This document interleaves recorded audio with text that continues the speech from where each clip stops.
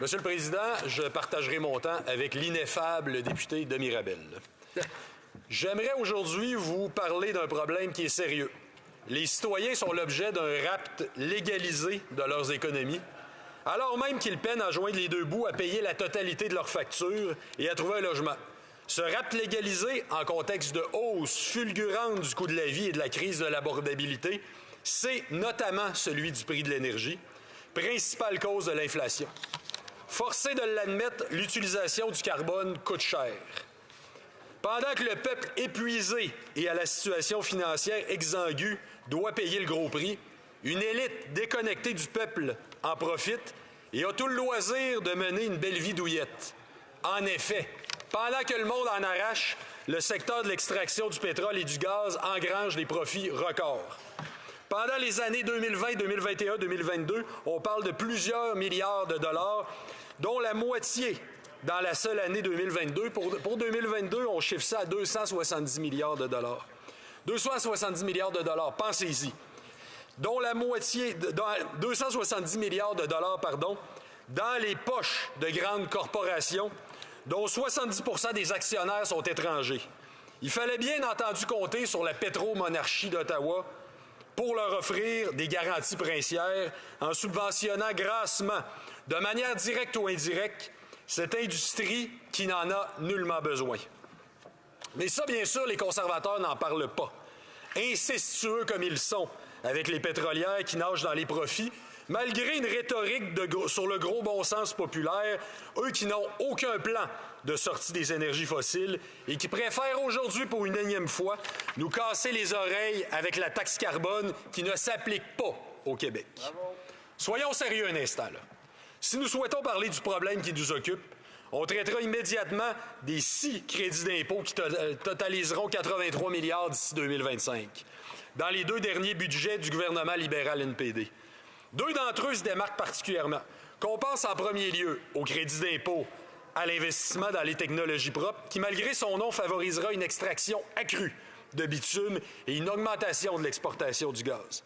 Qu'on pense en second lieu au crédit d'impôt pour le captage, l'utilisation et le stockage du carbone qui aide les pétrolières à pomper le pétrole jusqu'à la dernière goutte en soutenant une technique expérimentale qui a tout d'une stratégie de greenwashing. C'est sans compter qu'Ottawa a nationalisé un oléoduc, Trans Mountain, dont le coût de construction de l'expansion va s'élever à 30,9 milliards de dollars, dont la majeure partie va être épongée par les contribuables. Mais ça, c'est pas nouveau, hein? Selon le rapport d'Équiterre en avril 2019, Finance Canada et Environnement Canada n'ont pas livré la marchandise en matière d'annulation des subventions aux énergies fossiles. 1,6 milliard de dollars aux pétrolières, selon l'organisme. Ce même groupe estimait en novembre 2018 que de 2012 à 2017, Exportation et Développement Canada a offert 12 fois plus d'argent aux énergies fossiles qu'aux énergies propres. Si vous doutez d'Équiterre, j'en entends dire c'est un groupe écologique, etc., on va demander au Fonds monétaire international ce qu'il en pense. En 2019, il estimait que les subventions directes et le soutien indirect aux énergies fossiles au Canada s'élevaient en 2017 à 54 milliards de dollars. Le problème, il est clair et limpide et devrait sauter aux yeux à tous ceux qui sont prêts à voir. Alors que nos compatriotes subissent une inflation qui est galopante, les riches entreprises pétrolières et gazières en profitent, avec la plus grande complicité d'Ottawa, à savoir les libéraux et les conservateurs. Tout cela alors que les scientifiques s'entendent sur le fait que 80 % du pétrole doit rester sous terre si on veut être sérieux, si on veut être responsable. Qui plus est, plus de 95 % du pétrole canadien y est issu des sables bitumineux, qui est parmi les plus polluants au monde. Et rappelons que les changements climatiques, on n'entend jamais les conservateurs en parler, ça coûte cher à tout le monde. En 2025, ça pourrait être 25 milliards pour l'économie du Canada et du Québec que ça pourrait coûter. En plus d'être injuste et écocidaire, la religion canadienne du tout au pétrole, c'est même pas un bon choix économique. Ça freine la diversification de l'économie canadienne. L'exploitation des ressources naturelles, c'est étroitement lié au déclin du secteur manufacturier. Rappelons qu'il y a eu des pertes d'emplois, des centaines de milliers au Québec qui ont été liées à la hausse du dollar canadien, qui elle-même était liée à la hausse des exportations du pétrole bitumineux. Une question va donc se poser dès lors. Comment soulager le portefeuille de nos compatriotes? On peut bien entendu écouter les conservateurs qui proposent l'abolition de la prétendue taxe carbone sans que la motion proposée d'ailleurs ne définisse ce dont il s'agit. Rappelons-le, la taxe carbone ne s'applique pas au Québec, qui a mis en place son propre système de bourse du carbone, c'est-à-dire un partenariat avec la Californie, avec qui le Québec partage un système de plafonnement, échange des émissions. Celui-ci est en vigueur sans effet négatif depuis 2013. D'abord, ça avait été voté sous Jean Charest, l'aspirant chef conservateur. C'est un système qui fait en sorte qu'on n'est pas touché par cette taxe. Bon. Quant à l'autre politique qui concerne le carbone, que certains appellent, puis je regarde de ce côté-ci, la seconde taxe carbone, c'est pas du tout une taxe parce qu'il n'y a aucun prélèvement au profit de l'État. Il n'y a pas une scène de ce règlement-là qui va dans les coffres de l'État. C'est plutôt le règlement sur les carburants propres, qui est en fait juste une modernisation du règlement adopté en 2010 par qui? Par Stephen Harper, le premier ministre Harper, dont l'actuel chef conservateur était l'un des secrétaires parlementaires. Il y a un seul changement entre les deux règlements, c'est plutôt que d'imposer un moyen, à savoir 5 % d'éthanol dans l'essence, dans l'ancienne version conservatrice, il impose plutôt un résultat. Concrètement, le nouveau règlement il exige qu'en 2030, la production de chaque litre d'essence ait généré 15 % moins de GES qu'en 2019. C'est tout. Dans ce règlement, contrairement à la précédente version adoptée sous les conservateurs, le gouvernement ne dit pas aux pétrolières comment elles devront s'y prendre pour réduire leurs émissions. Libre donc à elles de réduire les émissions qu'elles émettent lorsqu'elles extraient du pétrole ou de réduire les émissions qu'elles émettent lorsqu'elles le raffinent ou de choisir du pétrole moins polluant que celui des sables bitumineux lorsqu'elles font le raffinage ou encore d'ajouter davantage de biocarburants comme de l'éthanol dans l'essence pour qu'elle contienne moins de pétrole. Tout est sur la table, c'est à leur discrétion. Au Québec, l'effet du règlement est minime, voire nul.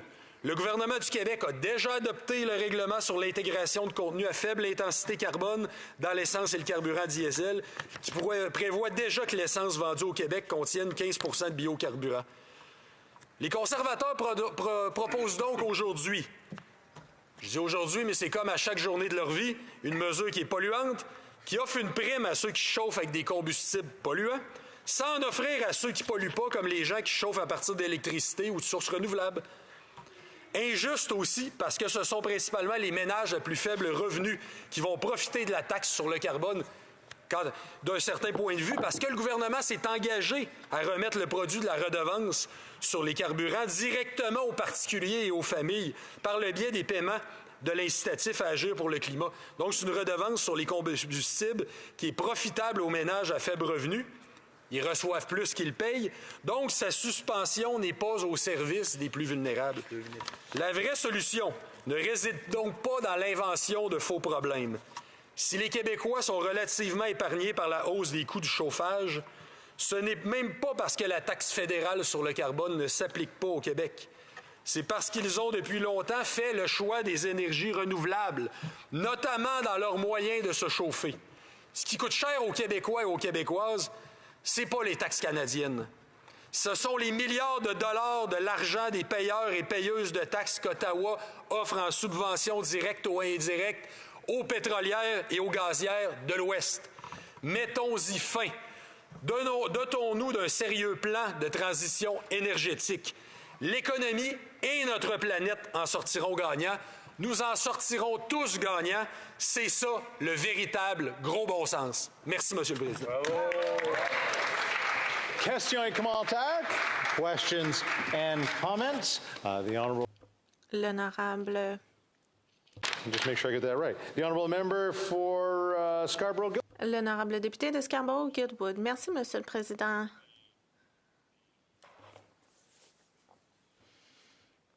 J'admirais la façon dont le député a présenté les choses.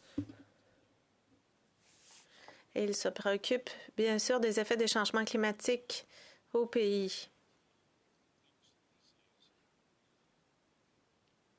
s'il pense que les revenus du pétrole posent problème, pense-t-il que les paiements de transfert versés au Québec et tirés des revenus du fédéral devraient être réduits également?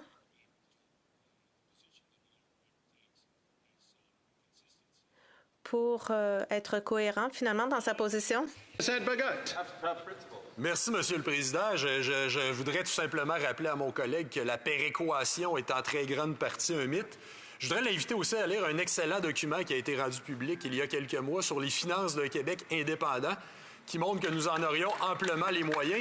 Et en plus, nos fonds pourraient ne pas être administrés par un État qui a d'autres priorités que les nôtres. Notre argent pourrait aller, par exemple, à l'aérospatiale, ça pourrait aller aux énergies renouvelables, tant de secteurs qui sont complètement ignorés et négligés par Ottawa, plutôt que tout le temps dans le pétrole et dans l'automobile de l'Ontario. Merci.